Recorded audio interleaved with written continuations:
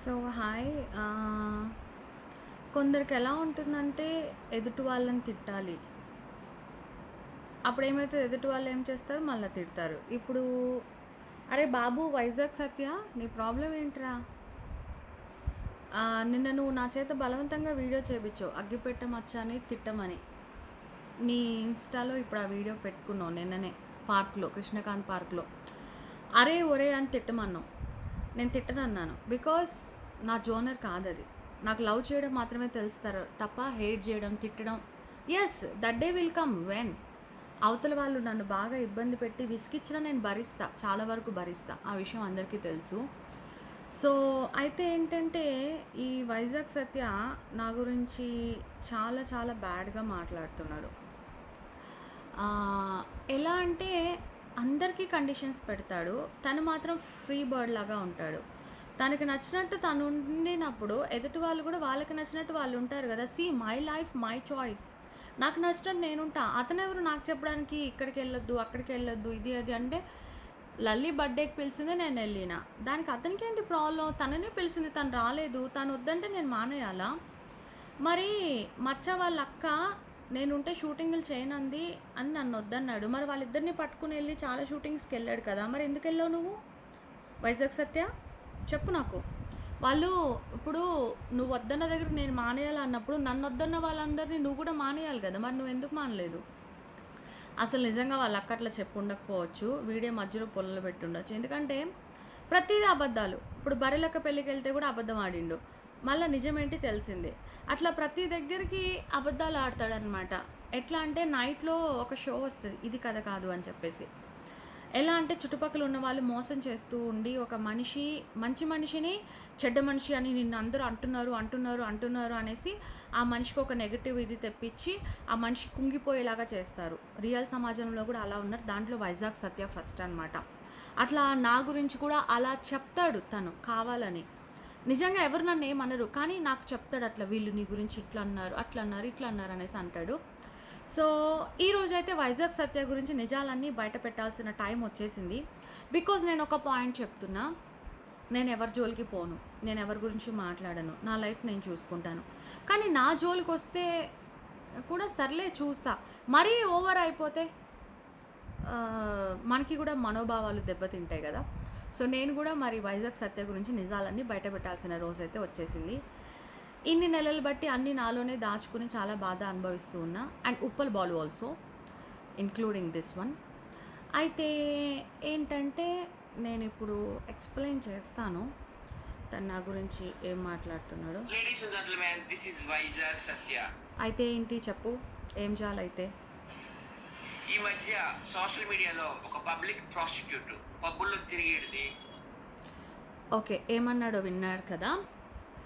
So, ఈ వైజాగ్ సత్య తన రూమ్‌లో ప్రాస్టిక్యూషన్ నడిపిస్తాడు. 1, 2, ముగ్గురు అమ్మాయిల దాకా నాకు చెప్పారు. అమ్మాయిలు నాకు అంటే ఫ్రెండ్స్, మామూలుగా క్లోజ్ తెలిసిన అమ్మాయిలు చెప్పారు. ఇలా 700కి అలా అబ్బాయిల్ని తీసుకొచ్చి అమ్మాయి దగ్గర పడుకోబెడతాడు. అది కూడా వాళ్ళది ఒకటే రూమ్‌లోనే. తను మళ్ళా అక్కడే బెడ్ మీదే ఉంటాడు. తన బెడ్ కింద ఇంకొక పరుపు ఉంటది. దాన్ని బయటికి లాగి అక్కడ పడుకోబెడతారు. ఆ! నేనన్నా మరి అంటే అమ్మాయిలు ఫ్రీగా మాట్లాడుకుంటారు కదా! మరి తను అక్కడే ఉంటాడు కదా! మీరెలాగా అంటే తను అక్కడే ఉంటాడు. వీళ్ళిక్కడ సెక్స్ చేసుకుంటారు అట. 700 ఇచ్చాడు అని చెప్పి పాపం మా అమ్మాయిలకి 500 ఇచ్చి ఇంకా 200 ఇతను అలా అంట. అలా ఏదో సంథింగ్ అలా చాలా డబ్బులు అలా వాళ్ళకి ఇలా చేస్తున్నాడు. ఇలా జరిగింది అని నాకు చెప్పారు చాలామంది. అంతదాకా ఎందుకు, నన్ను కూడా చాలా సార్లు డైరెక్ట్‌గా అడిగాడు. వాళ్ళు వీళ్ళు నీతో ఉంటా అన్నారు. నువ్వు చెప్పు అంటే నేనన్నా నాకు ఇంట్రెస్ట్ లేదు. ఎందుకంటే నా లైఫ్‌లో ఏ రోజు కూడా నేను ఇంతకుముందు చాలా సార్లు చెప్పాను. ఇప్పుడు మళ్ళీ చెప్తున్నాను. ప్రాస్టిక్యూషన్ అంటే అర్థం ఏంటి? డబ్బులు తీసుకొని ఎవరి దగ్గరన్నా పడుకోవడం. నా లైఫ్‌లో ఇప్పటిదాకా నేను అట్లా ఎప్పుడు చేయలేదు. బికాజ్ ఎందుకంటే నా బాయ్ ఫ్రెండ్స్‌తో నేను సెక్సువల్‌గా ఉన్నాను. ఆ వీడియోస్ తీసి నేను అప్‌లోడ్ చేశాను. ఆ తర్వాత కొంతమంది మూవీ వాళ్ళు నన్ను మోసం చేశారు. అలా వాళ్ళ చేతుల్లో మోసపోయాను. అంతే తప్పించి ఎవడో డబ్బులిస్తేనో లేకపోతే ఇంకేదేనో అట్లా నేనెప్పుడు చేయలేదు. నేను ఓపెన్‌గా చెప్పుకుంటున్నా. కానీ చాలామంది అలా తప్పుగా అనుకుంటున్నారు. ఈవెన్ లల్లి కూడా ఈరోజు సత్యకి మెసేజ్‌లు పెట్టినప్పుడు కూడా అదే పెట్టింది. ఆమె ప్రాస్టిట్యూట్ అని నీకు ఫస్ట్ తెలీదా? ఇప్పుడే తెలిసిందా? అంటే సో లల్లి, నేను ప్రాస్టిట్యూట్ కాదు. నేను ఈరోజు డబ్బులు తీసుకొని ఎవరితో పడుకోలేదు. క్లియర్? ఓకే. సో నా పేరు మీద చాలా ఫేక్ అకౌంట్స్ ఉన్నాయి. వాళ్ళు నా పేరు మీద చాలా ఫేక్ చేస్తున్నారు. నేను అది ఆల్రెడీ పోలీస్ కంప్లెయింట్లు ఇస్తున్నాను, తీపిస్తున్నాను. అండ్ నేనేంటంటే నాకు జరా ఎట్లా అంటే పోన్లే బతకని అందరినీ అన్న ఒక చిన్న దాన్ని ఏమంటారో జాలి అంటారా? లేకపోతే అట్లా అనమాట.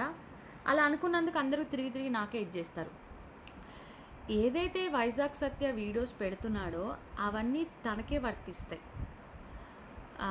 సో నా గురించి అని అంటున్నాడు కానీ అవన్నీ వైజాగ్ సత్యకే వర్తిస్తాయి.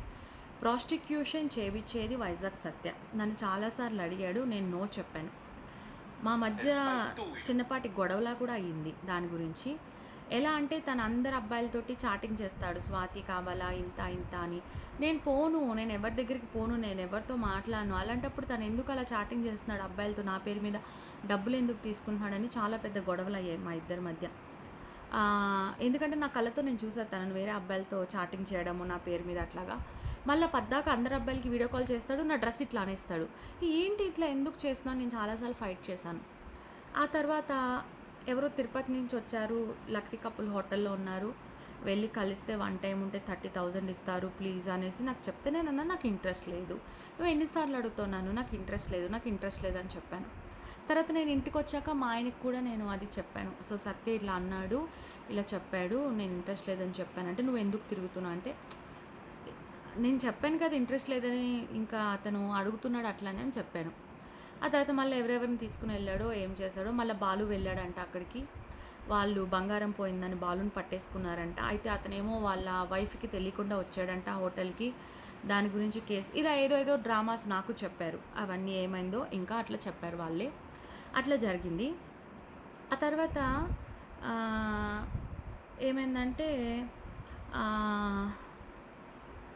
మొన్న మధ్య 1-2 days బ్యాక్ యూసఫ్గూడలో మేము ఎక్కడికి వెళ్ళి వస్తున్నాం, బర్రెలక్క పెళ్ళికి వెళ్ళి రిటర్న్ వస్తుంటే కూడా ఒక తాగుబోతోడితోటి మాట్లాడి తీసుకెళ్ళి అలా ఇక్కడే ఒక నిమిషం హాయ్ చెప్దాం రామని తీసుకెళ్ళి అక్కడ కూర్చోబెట్టాడు. అతనే మంత్ తాగుతుంటే అక్కడ నన్ను కూర్చోబెట్టి బయటకు వచ్చేసాడు. నేను బయటకు వస్తుంటే అతను నన్ను రానియట్లేదు. ఎందుకు ఇట్లాగా సత్య అంటే కూర్చో ఎందుకు వచ్చేసావు అంటున్నాడు. నాకు ఇంట్రెస్ట్ లేదని చెప్పాను కదా నేను అంటే. మళ్ళీ ఏం చేశాడు, అతను ఫోన్ చేస్తే ఇతనికి మాట్లాడని ఫోన్ ఇస్తాడు. అరే నాకు ఇంట్రెస్ట్ లేదు, నేను మాట్లాడనంటే వినడు, మాట్లాడు అంటాడు. సో ఇదంతా క్లియర్గా చెప్పాను కదా. దీన్ని బట్టి మీరందరికీ ఒక అవగాహన వస్తుంది ఎవరు ఇప్పుడు ఒక అమ్మాయి అందరు అబ్బాయిలతో డబ్బులు తీసుకుని పడుకుంటే ప్రాస్టిట్యూట్ అంటారు కదా. So I'm not like that. కానీ నన్ను అబండాలు వేస్తున్నారు. మరి అమ్మాయిల్ని పడుకోబెట్టి డబ్బులు తీసుకుని అతన్ని ఏమంటారు?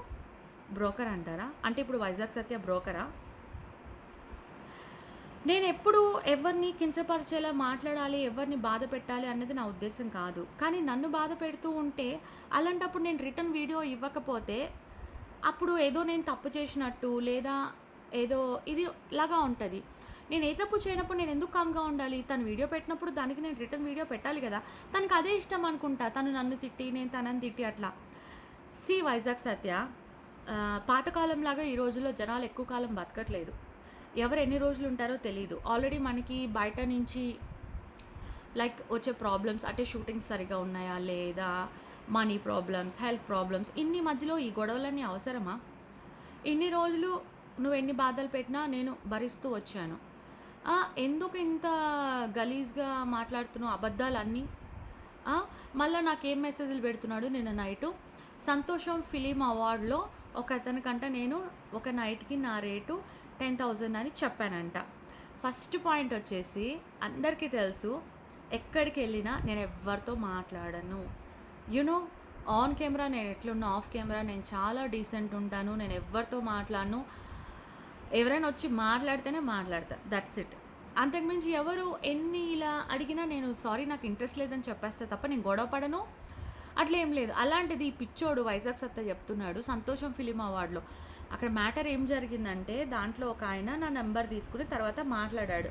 నేను ఎవరన్నా డైరెక్టర్స్కి ప్రిఫర్ చేద్దామన్నా మిమ్మల్ని బోల్డ్గానే అనుకుంటున్నారు, మీ ప్రొఫైల్ పిక్చర్స్ కూడా మీరు బోల్డ్ పెట్టకూడదు, నార్మల్ పెట్టాలని ఆయన ఒక హాఫ్ అన్ అవర్ ఏదో మాట్లాడుతున్నాడు. పెద్ద ఆయన కదా అని ఓకేనండి అంటే లాస్ట్‌లో నువ్వు ఎంత, నీకు ఎంత అనేసి అడిగాడు. నాకు ఇంట్రెస్ట్ లేదండి అని పెట్టేసా. సత్య మొన్న కలిసినప్పుడు ఒక ఆయన నువ్వు మాట్లాడావు కదా, సో ఆయన ఇలా అన్నాడు, నేను ఇలా చెప్పానని చెప్పా అంతే. దాన్ని పట్టుకుని వీడు ఇట్లానే మెసేజ్‌లు పెడుతున్నాడు. ఓకే. నెక్స్ట్ ఇంకా వాడు ఏం చెప్తున్నాడు ఇందాం. బిల్డప్లు కొట్టుకుంటుంది. I have bungalows, I have cars, I have this, I have దస్ అని.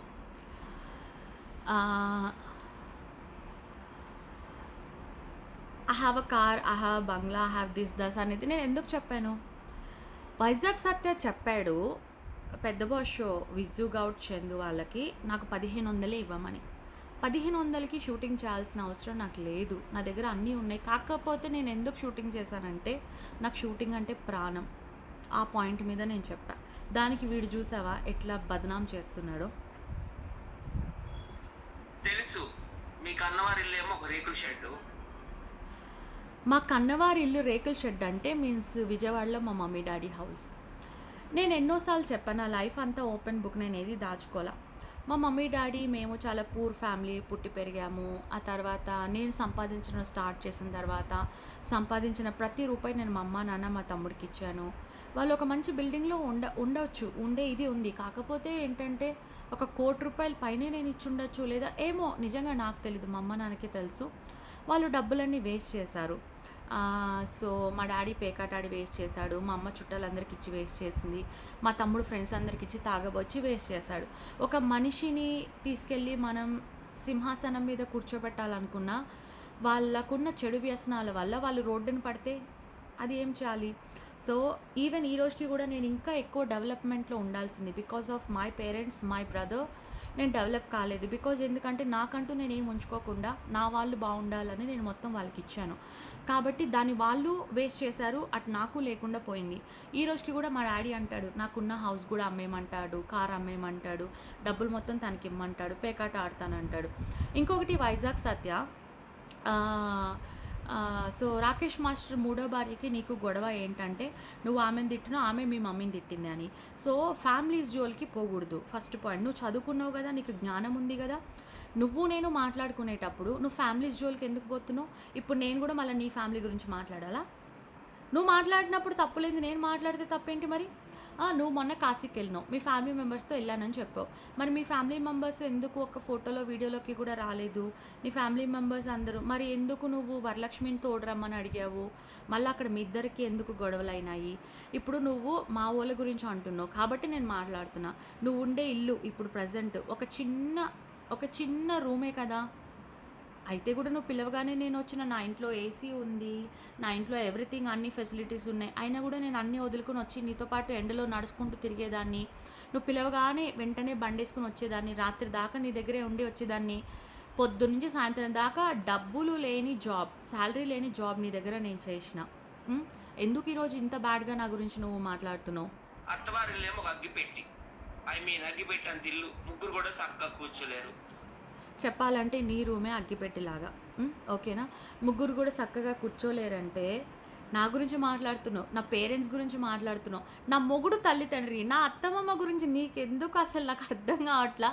నీకు అవసరమా వీళ్ళందరినీ గెలుక్కునేది? నాకు అర్థం కావట్లా. అంటే అందరూ డబ్బున్నోళ్ళే ఉండాలా, లేకపోతే అందరూ పేదోళ్ళే ఉండాలా? నీకెందుకు వైజాగ్ సత్య? వాళ్ళది అగ్గిపెట్టనా, వాళ్ళ బంగ్లానా, నీకేమని ఇస్తారా, నాకేమని ఇస్తారా? నాకు లేని బాధ నీకేంది? మనకు అవసరమా? నా అత్త వాళ్ళ గురించి ఏ రోజు నేనే పట్టించుకోను, నా లైఫ్ నేను చూసుకుంటాను. నువ్వెవడివి వాళ్ళ గురించి మాట్లాడడానికి? నీకెందుకు? నీకు అవసరం ఏంటి? అవి నీ ఆస్తులు, అందరికీ తెలిసిన నీ ఆస్తులు ఏంటని సంగతి. అందరికీ తెలిసిన ఆస్తులు ఏంటి అనేది. ఎంతోమంది హృదయాలు నేను దోచుకున్నాను, ఎంతోమంది ఈరోజు నన్ను లవ్ చేస్తారు, అది నా ఆస్తులు. నా దగ్గర ఎంతున్నా ఈరోజు నేను ఒక్కదాన్ని ఒంటరిగా ఎంప్టీ హ్యాండ్స్తో నా లైఫ్ స్టార్ట్ చేయగలను, యూనో, అది నా రేంజ్.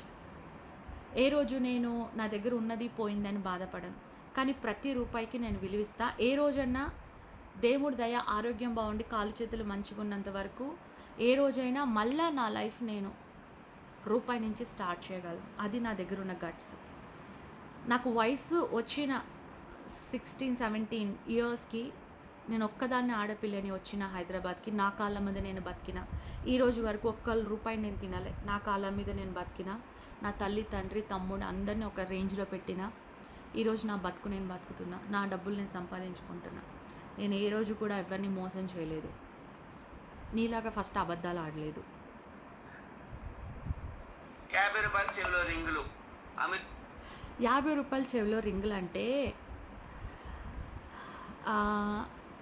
చెవిలో రింగులంటే ఉంటాయి. ₹50, ₹100 అన్నీ ఉంటాయి. అందరికీ ఒక డౌట్ ఉండొచ్చు. మా ఆయన చాలా బంగారం వేసుకొని తిరుగుతాడు. మరి నేనెందుకు ఏసుకోను అని. ఎందుకంటే లైక్ నేను లైఫ్‌లో అన్నీ చూసేసొచ్చాను. ఇంతకుముందు నా వీడియోస్‌లో మీరు చూడొచ్చు. గోల్డ్ వేసుకుంటాను.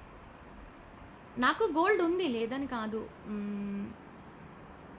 కావాలంటే కొనుక్కోవచ్చు. కానీ ఏంటంటే నాకు సింపుల్‌గా ఉండడం ఇష్టం. మా అత్తయ్య వాళ్ళు కూడా చాలా సార్లు అడిగారు. "ఏరా అంతా నువ్వే వేసుకున్న అమ్మాయికి వేయవా?" అంటే నాకు పెళ్ళయింది. అయినా నేను తాళిబొట్టు నాకు సింపుల్‌గా ఉండడం ఇష్టం. బంగారం వేసుకోవాలి. మా ఆయనకి ఇంట్రెస్ట్ ఉంది. ఆయన వేసుకుంటాడు.